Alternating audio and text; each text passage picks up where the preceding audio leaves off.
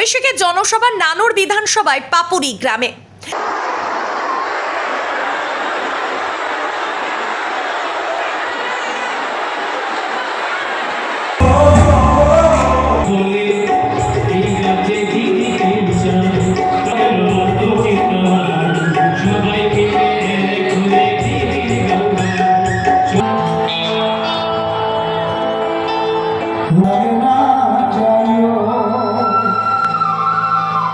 বীরভূম জেলায় নানুর বিধানসভার পাপুরি গ্রামে নির্বাচনী জনসভা অভিষেক বন্দ্যোপাধ্যায়।